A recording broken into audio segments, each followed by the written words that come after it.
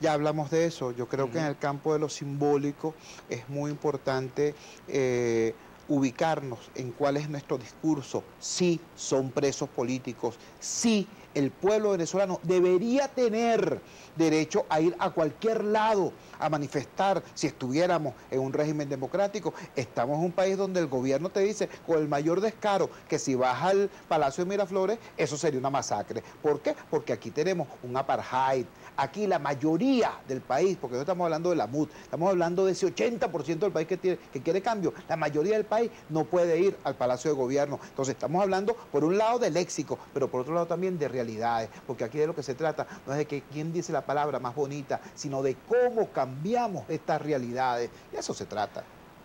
Arroba José Núñez A1 dice, el Vaticano no es garantía de que el gobierno vaya a cumplir lo acordado en la mesa, se burla en la cara del Papa.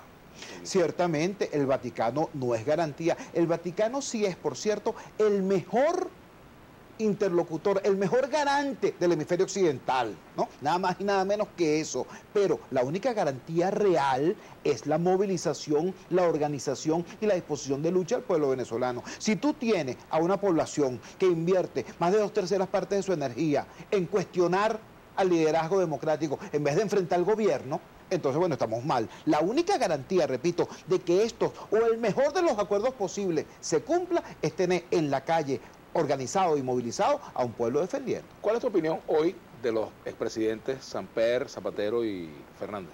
Mira, yo siempre intento no personalizar la política. Yo creo que eso es un dato... Más que lo personal, la actuación en esta nueva etapa pues, del diálogo. Sí, no, pero hablo de eso porque aquí se produjeron calificaciones y descalificaciones automáticas. Yo siempre intento no personalizar la política. Yo creo que hoy hay realidades importantes.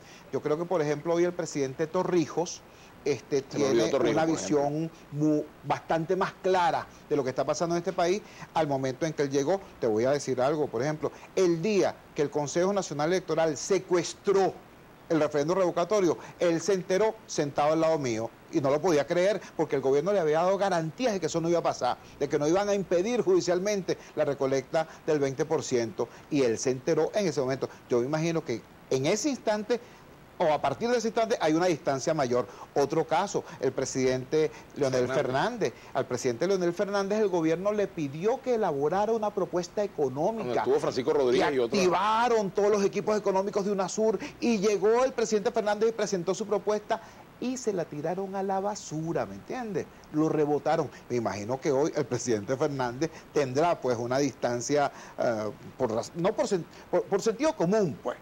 Por autorrespeto. Entonces, esas son las cosas que están cambiando. Este gobierno se está quedando hasta sin los aliados que tenían apenas ayer. ¿No le dijo el presidente Mujica que Maduro es una cabra loca? Por el amor de Dios. Aquí te dice costo y precio. ¿Y de qué va a servir un CNE 3 y 2? Chugo, ¿se te fundió la calva? Mira, bueno, yo te felicito a quien haya emitido ese tuit. Ahora que estamos hablando del símbolo, de las palabras, del léxico, buena parte de quienes hacen ese tipo de críticas, fíjense ustedes en lo que escriben y en lo que dicen, fíjense ustedes cómo están hablando como un Diosdado Cabello cualquiera. Entonces entendamos, la victoria cultural del oficialismo es convertirnos en su imagen especular, es convertirnos en su otro yo, en unos tipos intolerantes, groseros, descalificadores. Entendamos que cuando actuamos así no somos la alternativa al madurismo, somos en realidad su contraparte. Con eso tengan cuidado. Parte de la tregua era, digamos, congelar el juicio político del presidente en la Asamblea Nacional. ¿Ese juicio se va a reactivar? Se va a reactivar en los términos que establece la Constitución de la República Bolivariana de Venezuela. ¿Cuáles son esos términos? La evaluación de la responsabilidad política del presidente de la República en esta crisis. Eso es lo que tiene que hacer la Asamblea y eso es lo que va a hacer. ¿Por qué? Porque en Venezuela no existe, como en Brasil, la figura del impeachment, ¿entiendes?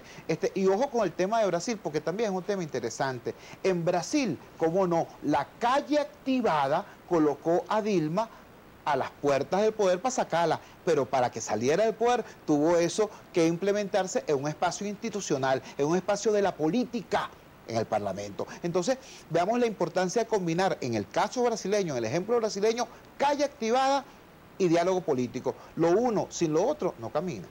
Aquí te pregunta también de Técnico 15, pregúntale si él de verdad cree que habrá referendo este año. Olvídate, si ya lo que queda es el mes, de mes no hay fecha, todo muere ahí. Fíjate tú, el tema del referéndum, lo acaba de decir Enrique Capriles en una transmisión por Periscope desde Caucahuita, haciendo su trabajo como gobernador, trabajando con su pueblo y en los sectores más humildes. Él decía, bueno, ¿y qué pasa si a nosotros nos da la gana hacer el referéndum en el año 2017? ¿Qué ocurre si procedemos de esa manera y le infligimos esa derrota política al gobierno? ¿Cómo se va a recuperar de eso?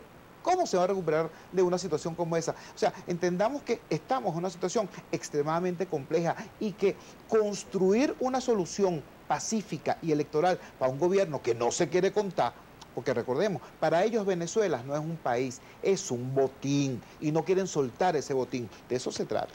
2 tweets más pendientes por aquí. Drill19 dice por aquí: me siento que con esta entrevista se respondieron muchas dudas.